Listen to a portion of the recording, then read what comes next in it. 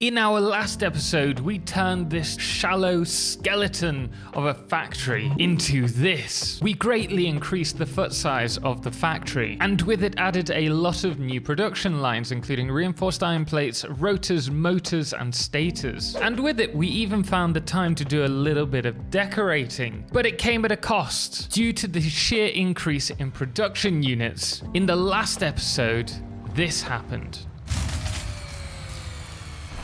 Therefore, today I'm going to be increasing the capacity for our power plant, which means turning this cute little setup here into something that can handle a lot more. I'm not gonna lie, it's quite easy seeing the problem here. We had an 800 plus megawatt deficit, so now we're going to have to unlock this coal node, which means I need to unlock Nobelisk, so that we can use up 540 coal per minute for fuel, as well as 540 coal for the factory. That will give us 36 power plants worth of power, which means we'll be producing 2,700 megawatts. Unfortunately, I haven't unlocked sulfur yet, so it's hard to say where the nearest node is. Thankfully though, if I remember rightly, just the other side of this cliff, we have, yes, a sulfur node at the top of this pillar. Normally I'd probably complain that we haven't unlocked the jetpack yet, but thankfully we do have some concrete on us, and so we can just take a walk up there. Although I can't mine it. Why is that? This isn't, here we go. There's this one spot on the side. In fact, I think we need some miners. Yeah, this should do it. And we just need to let these chaps get on a little bit and give them a little bit of time. Okay, now that we've got a load of sulfur, we can just pop into here, go to the sulfur tree, and we can now scan sulfur. How useful. So now that that's done, we can unlock the Nobelisk. Oh, I can handcraft the cable and some black powder. That shouldn't be a problem. There we go, which should allow us to build the Nobelisk. Ooh, shiny. If only we had something or someone to test it out. Oh, that was a fail. I was looking for you. Nope. Oh. Perfect, first time. Okay, time for us to go back to the coal area. We need to do some destructing. Now you may think this is a waste, but I think it's worth it.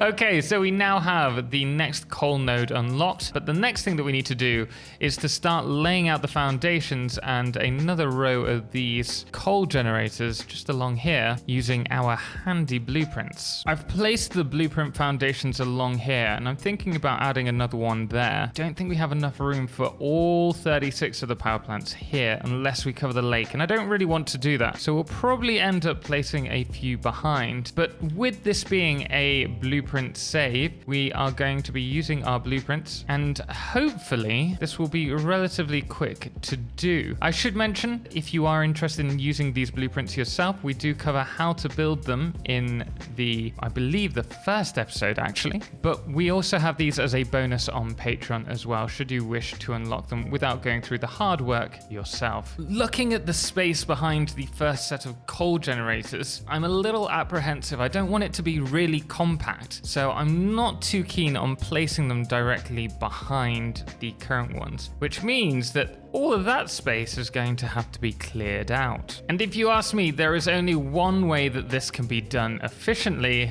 and obviously that's with the Nobelisk. There we are. Much better.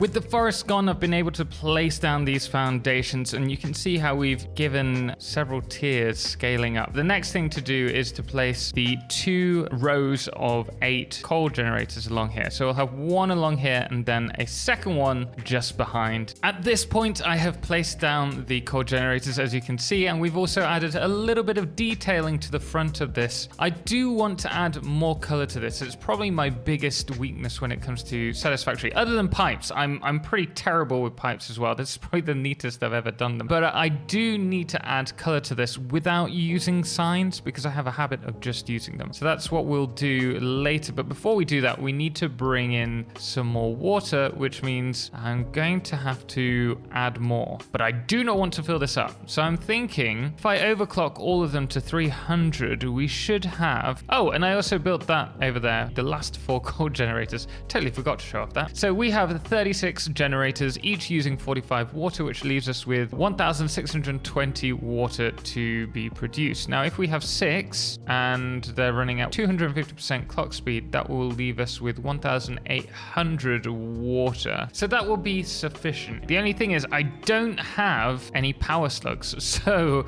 with that in mind, we need to go exploring. To aid me in my adventuring, I've built this, but unfortunately it doesn't yet work. We have nothing to scan. Thankfully, I know the reason why. It's because we haven't unlocked slug scanning. So we're just going to unlock that really quickly. And doing that, we can now, providing we're facing the right direction, this scanner is going to show us how close we are to getting a slug. Here we go. I need about 20 power shards in. No, that's not true. We need 3, 6, 9, 18 power shards, and we already have 2, 3 ready. So 15 more to go. It is definitely much easier going about finding these slugs with the scanner, but it's also made a lot easier with passive mode on. I mean, we've got retaliation mode, so if we do choose to, you know, prod a boar, it will attack back. But having done this so many times, I don't see the point in fighting just yet. I'll save that until 1.0. So it's coming along quite slowly. Oh, there's another one over here. I wonder where. Oh, there you are. I think we're going to head into the blue crater area and try and... There's another one? Oh, no. No. Okay, we can make this. We can make this. Pro gaming. No. Okay, yeah, just monies. Where is it? Oh, it's going to be in the gas. Never mind, we're going to head up to the blue crater, the place of horror. We don't need that many. We have 7, 8, 9, 10, 11. We need 7 more, or a couple more of these. Unfortunately, this is our first one, so we can't harvest the Ooh, hello. I will take you. I can hear them from here. I have never built a factory in this area simply because I hate spiders. It's all right. It's passive mode. Passive mode. They won't harm me. Almost there. Just a few. Ooh, just a few more to go. 1. There's another one over there. There's another one over. Wait, what? There's loads here. I think we'll have enough. Oh dear. It's all right. We can take out one little kitty. I don't see the point in fighting just yet. Just one's not going to harm us too much. It's like 2 zaps with one of these. Wait, why are you not?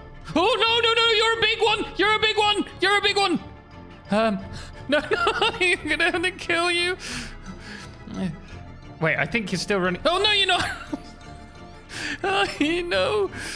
Oh, okay, that's enough. That's the problem with cat mode. You never know how big they are. It's fine. We made it. We've got all of the slugs that we need. We can go back. Goodness me. I've always felt the power shards look a bit like milkshakes. And so I wanted to introduce to you today the Power Shake 5. Wait, why are these yellow? These are supposed to be yellow, not blue. Wait, I think that's just a bug. But anyway, there's something I find very entertaining about seeing them being processed. Is that a bit macabre of me? My poor little sluggy friends. Look at all of these. I could just imagine. Poor things. And here we are with the next 3 extractors. I do need to overclock them still, but you can see how I've tried to keep the curved system that we had for the previous 3 the same for the next 3. We're now going to just pipe all of them up and run them along to here. Although I think we're going to use the Factorio style pipes which we used in our last playthrough. And for that, we're going to have to place down some pipe holes. These aren't actually in the right place. I'm going to have to, I think I'm going to have to tear all of these down actually. You can see I've already done them here, and it's the taking of the pipe down, then bringing it up and down again. And we're going to do it over here on this one, which I prepared earlier. So we're just going to grab our floor holes here, 1 or 2 places apart. We're going to place these. Now, if you can't place it with the auto, you normally can with the noodle. Bring that into the floor hole, and then we're going to place another floor hole, say for example, just here. And we're going to, once again, do the top section. That's really important because it means that the snapping point here isn't being used for the top section. So we're able to pull this across to this one. And now, if I were to remove this foundation, you'll see that underneath we have the pipe. And here we are with all of the pipes set for the first section. You can see how we've used these Factorio pipes to bring it to the other end. Although I'm not too keen on this section over here. I might need to do something about that at some point. There is, however, one other small problem with this, which I've just found out. If we look at this pipe, unlike all of the others, it's empty. And this isn't because I've failed to connect it anywhere. This is because there is a pipe bug. And the only way that we can find this out, or find out where it is by tracing the pipe back to where it's full and then replacing the pipe. It's here.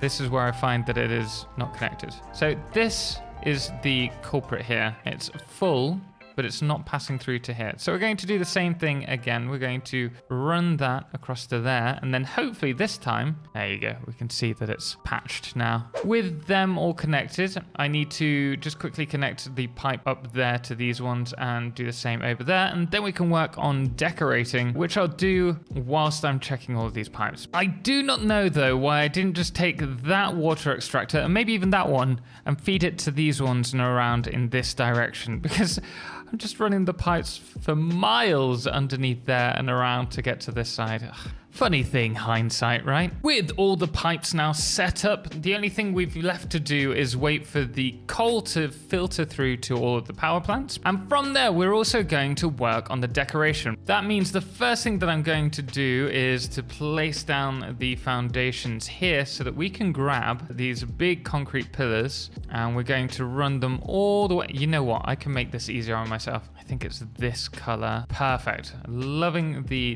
darker color there. So I'm just going to place all of these on the inside now, like we've done for the other segment. And then once that's done, we'll work on some designs for the walls. For the walls, we've used the barrier along the top just to make it look a little bit more industrial. And then we've got the copper oxide green as a beam underneath. Marking the water's edge, we've gone with the darker grey just to make it look like it's wet concrete, and we've run the pillars down further just to give it a bit more depth. The next thing that I want to do though is to play around with the center. I'm pretty happy with how it's all turning out, but I think that maybe we could have some kind of place for a statue maybe in the middle. I think that would look pretty cool. Having made it to the center roughly, I'm now placing a catwalk all the way around. So these are turning in 10 degrees at a time. Before we would normally have to do it in 2 at a time because we could snap a foundation to it. But now that we've got access to the half foundations, we can actually do it much tighter. But we're going to do this all in a circle, and then in the center I need to add some kind of centerpiece. I'm not sure what yet. Also, I totally forgot to show this off as well. I thought maybe it would be quite nice to run these windows down the side of these as well. I think it just makes it look a little bit shiny, but I quite like the look of that. So we're going to keep that there. And I don't know, I think we need to add some more color. Just having that green isn't going to work. We need something else that pops with that. And here we are. I'm not sure if we're going to keep this. It's quite eye-popping, certainly. I do like it. I just need to see how it looks once we've added the statue on top of this. Looking at it from afar, I'm really happy with how this has turned out. It's slightly different to my usual builds in that I've been more willing to spread it out further. We're still obviously playing around with the color. I need to do that next. But I just think the shape is so unusual. It really stands out as it is. Only thing is, the conveyor lines are looking a bit like a sore thumb at the moment. So we're going to have to add some kind of support supports to them next. But first, I need to sort out what we're going to do with the color. Okay, bear with me. I think I've got an idea. Rather than white, what if we paint them like this shocking purple color? It's much brighter. And if we do this all the way around, I think that works quite well. It's definitely not what I planned, but I am really happy with how this has turned out. Oh, maybe we should add, you see, this is where I'm gonna be my own worst enemy at this point. I'm going to want to add things like this. I don't know whether we'll keep this. Maybe yes.